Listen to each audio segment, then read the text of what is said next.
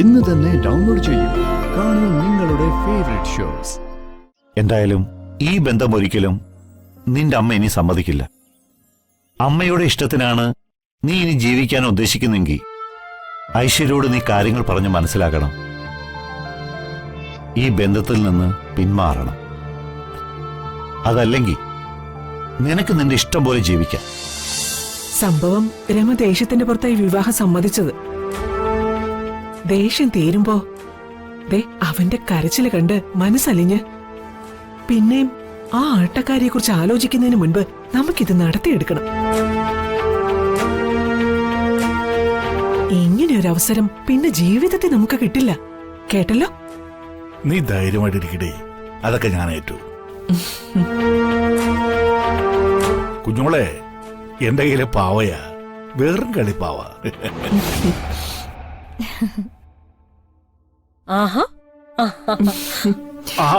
കുഞ്ഞോളെ ഇരിക്ക, എന്നിട്ട് എന്തെങ്കിലും കഴിക്ക. ഭദ്രേട്ടൻ കഴിക്കേ, ഞാൻ പിന്നെ കഴിച്ചോളാം. കുഞ്ഞോളെ, കാര്യങ്ങളൊക്കെ വേഗത്തിൽ വേണം.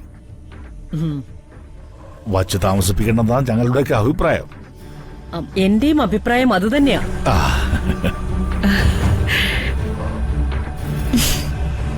അർജുന്റെയും അനസൂയയുടെയും വിവാഹം നടക്കില്ല എന്നൊരു തോന്നല് വേണ്ട. അത് ഞാൻ നടത്തും. തീരുമാനമെടുത്തത് ഞാനായതുകൊണ്ട് തന്നെ വേറാരും മറുത്തൊന്നും പറയില്ല. ഈ തീരുമാനം നീ നേരത്തെ എടുത്തിരുന്നെങ്കിൽ ഇവളിപ്പോ രണ്ടു പെട്ടേനെ.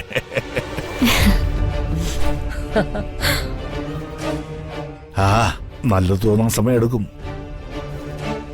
ഇപ്പോഴെങ്കിലും നല്ലത് നീ തിരിച്ചറിഞ്ഞല്ലോ, അത് മതി. ഞാൻ വേഗത്തിലെല്ലാം നടത്തണമെന്ന് പറയുന്നത് മറ്റൊന്നും കൊണ്ടല്ല. നമ്മുടെ ബന്ധുക്കളുടെ മുമ്പിൽ നീ ഇപ്പൊ നാണം കെട്ടു നിൽക്കുക. ആ നാണക്കേടെ ഈ വിവാഹത്തോടെ മാറൂ. സംഭവം നമ്മുടെ മുമ്പിൽ ചില കശവശയൊക്കെ ഉണ്ടെങ്കിലും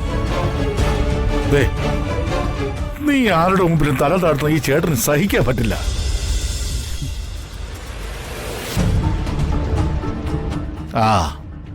ഞാനേ കൈ കഴുകിയിട്ട് വരാം, എന്നിട്ട് വിശദമായിട്ട് സംസാരിക്കാം.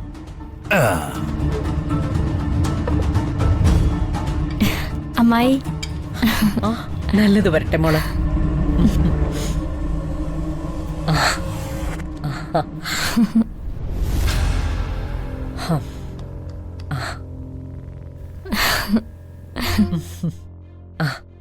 നന്നായി വരും മോളെ.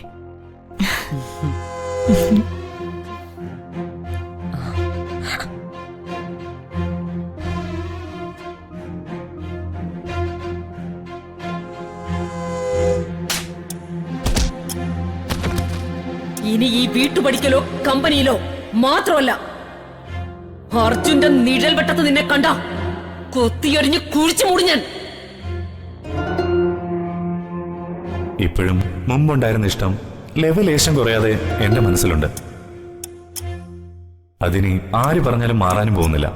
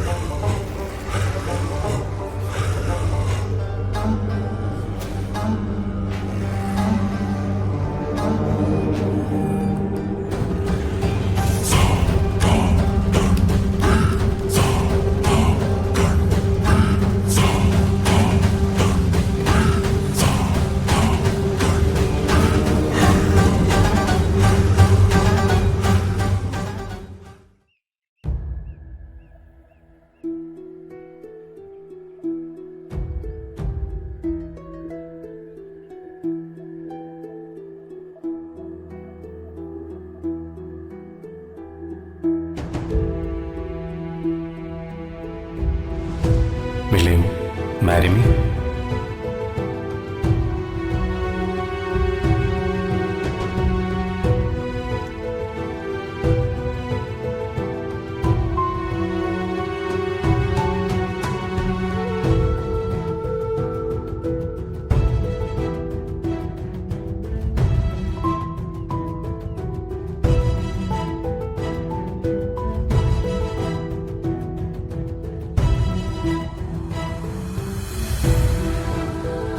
മോനെ,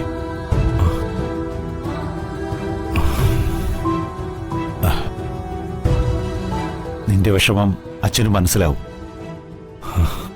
ഞാനും നീയും ഇതുവരെ അധികം സംസാരിച്ചിട്ടില്ല. നിനക്കെന്നും ഇഷ്ടവും ആശ്വാസവും നിന്റെ അമ്മയായിരുന്നു. അതുകൊണ്ട് ഞാൻ ഒന്നിലും ഇടപെട്ടില്ല എന്ന് പറയുന്നതാവും ശരി. പക്ഷേ ഇപ്പം നിന്നോട് സംസാരിക്കണമെന്ന് തോന്നി. നിന്റെയും ഐശ്വര്യയുടെയും കാര്യം ഞാൻ രമയോട് സംസാരിച്ചിരുന്നു. ഒരു തരത്തിലും അവൾ ഇനി ആ ബന്ധത്തിന് തയ്യാറാവുമെന്ന് എനിക്ക് തോന്നുന്നില്ല. അവളുടെ കാര്യം നിനക്കറിയാമല്ലോ. ഒരു ചെറിയ കള്ളത്തരം പോലും അവൾക്ക് ഇഷ്ടമല്ല. ആ സ്വഭാവമുള്ളവളെയാ ഐശ്വര്യ ഇത്രയും കാലം പറ്റിച്ചത്. രണ്ട് കാര്യങ്ങൾ നിന്നെ ഓർമ്മിപ്പിക്കാനാ അച്ഛൻ ഇങ്ങോട്ട് വന്നത്. ഒന്ന്, നീ ആരെ വിവാഹം കഴിക്കണം, ആരോടൊപ്പം ജീവിക്കണമെന്ന് തീരുമാനിക്കേണ്ടത് നിന്റെ മാത്രം അവകാശമാണ്. ഇനി ആരൊക്കെ എതിർത്തു എന്ന് പറഞ്ഞാലും നിന്റെ തീരുമാനം അന്തിമമായിരിക്കും. അതുകൊണ്ട് നിനക്ക് ഐശ്വര്യ വിവാഹം കഴിക്കാം, അവളോടൊപ്പം ജീവിക്കാം. അതിനിപ്പോ ആരുടെയും സമ്മതത്തിന്റെ ആവശ്യമില്ല. രണ്ടാമത്തെ കാര്യം രമയുടേതാ. നീ സ്വയം അങ്ങനെ ഒരു തീരുമാനമെടുത്താ അവള് വല്ലാതെ തകർന്നു പോകും. ഏതു നേരവും നിന്നെ ഓർത്താ രമ ജീവിക്കുന്നത്. നിനക്ക് വേണ്ടിയാ എല്ലാം ചെയ്യുന്നത്.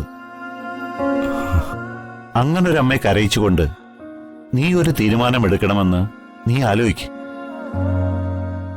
ഈ രണ്ട് വഴികളാണ് നിന്റെ മുന്നിൽ ഇപ്പോഴുള്ളത്. ഇതിൽ രണ്ടിൽ ഏത് തീരുമാനിച്ചാലും നിന്നോടൊപ്പം ഈ അച്ഛനുണ്ടാവും. എന്തായാലും ഈ ബന്ധം ഒരിക്കലും നിന്റെ അമ്മ ഇനി സമ്മതിക്കില്ല. അമ്മയുടെ ഇഷ്ടത്തിനാണ് നീ ഇനി ജീവിക്കാൻ ഉദ്ദേശിക്കുന്നെങ്കിൽ ഐശ്വര്യോട് നീ കാര്യങ്ങൾ പറഞ്ഞ് മനസ്സിലാക്കണം. ഈ ബന്ധത്തിൽ നിന്ന് പിന്മാറണം. അതല്ലെങ്കിൽ നിനക്ക് നിന്റെ ഇഷ്ടം പോലെ ജീവിക്കാം. ആരും നിന്നെ തടയില്ല. നല്ലൊരു കാമുകനാവാൻ എളുപ്പമാ, നല്ലൊരു മകനാവാനാണ് പാട്. നീ ആലോചിച്ചൊരു തീരുമാനം എടുക്ക.